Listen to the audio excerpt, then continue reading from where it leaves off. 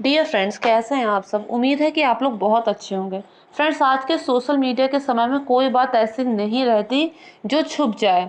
चाहे छोटी खबर हो चाहे बड़ी खबर हो, वो लोगों की पॉकेट तक आ ही जाती है। कैसे? क्योंकि मोबाइल फ़ोन के ज़रिए। आप लोगों ने भी देखा होगा, सुना होगा कि इंदौर में जो अंजलि हत्याकांड हुआ है उसके पीछे क्या वजह थी। तो आप सभी लोग इस बात से अवगत होंगे। तो इस विषय में मैं भी कुछ कहना चाहती हूँ। मुझे उम्मीद है आपको ये मेरा वीडियो पसंद आएगा। फ्रेंड्स, आप लोगों ने देखा होगा कि वो शादी से पहले कितनी ज़्यादा खुश थी। उसकी सगाई की फ़ोटोज़, वीडियोज़ वायरल हुए हैं और शादी की फ़ोटोग्राफ्स उसके वायरल हुई हैं। अब चाहे कुछ कितना भी वायरल क्यों ना हो जाए, जो होना था सो तो हो गया।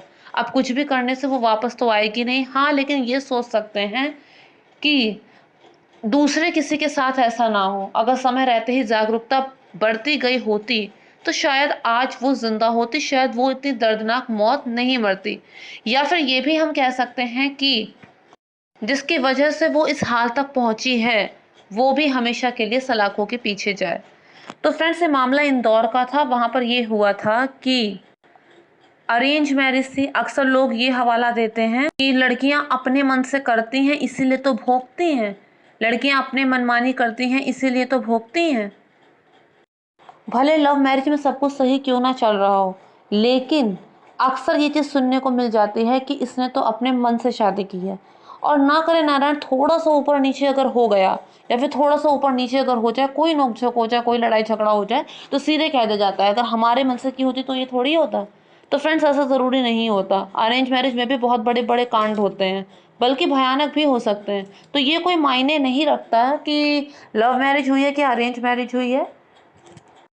मायने ये रखता है कि सामने वाला इंसान कैसा है। कुछ आपकी किस्मत का भी दोष होता है।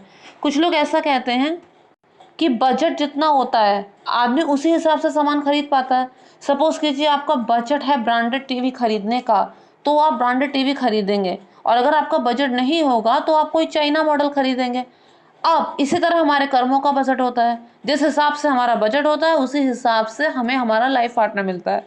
तो फिलहाल यहाँ पर ये घटना रोकी जा सकती थी। इसमें हम एकदम से ये कह के अपने हाथ नहीं झाड़ सकते कि किस्मत थी तो ऐसा हो गया। ये घटना रोकी जा सकती थी। ये घटना इसलिए रोकी जा सकती थी क्योंकि शादी से ठीक 2 दिन पहले ससुराल वालों की तरफ से, या फिर ये कहें कि लड़के वालों की तरफ से, कुछ लोग आए और उन्होंने अंजलि के मायके में ये कहा कि अगर हमें 2 लाख रुपए दोगे तब तो 2 दिन बाद शादी होगी, नहीं तो हमें ये शादी नहीं करनी। उन लोगों के साफ और बेटूक कहने के बावजूद इन लोगों ने ये गलती की कि लड़की वाले पीछे नहीं हटे। उसी टाइम कह देना था कि तुम्हें पैसा ही ज्यादा प्यारा है, 2 दिन पहले हमसे ये कह रहे हो तो फिर ठीक है, जाओ जहां मर्जी हो तुम कर लो, हमें कोई पैसा नहीं देना। लेकिन उन्होंने ऐसा नहीं किया। उन्होंने उनके सामने हाथ जोड़कर विनम्र निवेदन किया कि हम पैसों का बंदोबस्त कर लेंगे, हमें 1 दिन का समय दो। और इन्होंने 1 दिन में पैसों का बंदोबस्त कर दिया और उसके बाद अंजलि की शादी करा दी।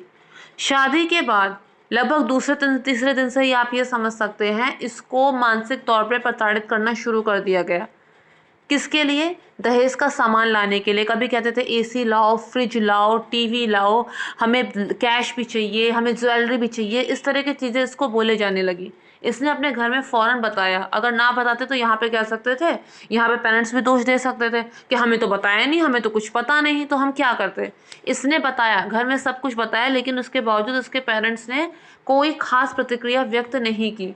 उन्होंने कहा कि कोई नहीं बेटा, थोड़ा बहुत तो ऊपर नीचे होता रहता है, कोई बात नहीं। इसके बाद इन्होंने 2 लाख का प्रबंध और किया। उन्हें ऐसा लगा कि अगर 2 लाख रुपए और दे देंगे, जैसा कि वो कह रहे हैं, उसमें उनका जो भी ज़रूरत का सामान उन्हें समझ में आ रहा है, एसी टीवी फ्रिज, वो आ जाएगा और बात यहीं पे रफा दफा हो जाएगी। उन्होंने फिर से 2 लाख का प्रबंध किया और दे दिया। ये नहीं जाना कि इनका मुंह मगरमच्छ का है, वो कभी नहीं भरेगा, चाहे वो अपनी जान ही निकाल के क्यों ना रख दें। इन्होंने फिर ऐसा किया, लेकिन फिर भी कुछ ठीक नहीं हुआ। उस पर और दबाव बनाने जाने लगा, उस पर और दबाव बनाया जाने लगा। इसने फिर से घर पे कंप्लेन की, लेकिन अभी भी उसके घर वालों की आंख नहीं खुली कि मैं 4 लाख रुपए हम दे चुके हैं, शादी में दुनिया भर का खर्च किया है, उसके बावजूद अभी ये और मांग रहे हैं। क्या ये शांत हो गए? पता नहीं क्या इनकी मजबूरी रही होगी कि इन्होंने कहा कि कोई बात नहीं बेटा, हम कल आके तुमको ले जाएंगे, इस तरह। लेकिन वो कल कभी आया ही नहीं। अंजलि की जिंदगी में तो कभी नहीं आया। उसी दिन रात में इन पति पत्नी के बीच में झगड़ा हुआ और उसने लोहे के एक धारदार हथियार से अंजलि पर 12 वार किए। ऑब्वियस सी बात है उसका पर्पस उसे मारना ही रहा होगा, नहीं तो कौन घर में इतना तेज धारदार हथियार रखा जाता है, कौन रखता है ऐसा घर में।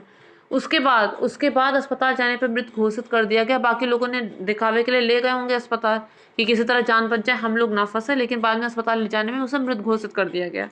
अमृत घोषित कर दिया गया। अब जब उस लड़के से पूछताछ की गई तो उसने एक अजीब सी बात कही। कुछ लड़के होते हैं बातें बनाने में इतने एक्सपर्ट, इतनी जल्दी बात बदलते हैं, अपनी बात ऐसे कह देते हैं, समझते हैं जैसे उनसे ज़्यादा चतुर चंट चालाक कोई है नहीं। इसने भी ऐसे ही किया। इसने कहा कि मेरी नौकरी चली गई थी, मैंने सोचा कि मैं उसका पालन पोषण नहीं कर पाऊंगा, इसलिए मैंने उसे मार दिया। अब पुलिस ने सोचा कि ऐसा तो नहीं होता है कि महज शादी के कुछ ही दिनों बाद खाली इसलिए मार दिया क्योंकि मेरी नौकरी चली गई है, मैं पालन पोषण नहीं कर पाऊंगा। तह तक गए तो पता चला कि मामला दहेज का था। अब गिरफ्तार तो पुलिस ने कर लिया है, लेकिन अगर थोड़ी सी जागरूकता दिखा दी होती उसके पेरेंट्स ने तो आज ये दिन देखना ना पड़ता। या फिर ये भी हो सकता था कि वो लड़की, जैसा कि फोटो वीडियो में हम देख रहे हैं कि वो लड़की थोड़ी जागरूक दिख रही है, थोड़ी मॉडर्न भी दिख रही है, वो खुद भी वहां से आ सकती थी। अगर उसे इतना ही खतरा समझ आ रहा था तो वो खुद तो जानती थी। उसका मन, इंसान का अपना मन सबसे बड़ी गवाही देता है, क्योंकि परिस्थितियों को सबसे बेहतर वही समझता है। दूसरे सुन के परिस्थिति को उतना बेहतर नहीं समझ पाते जितना इंसान खुद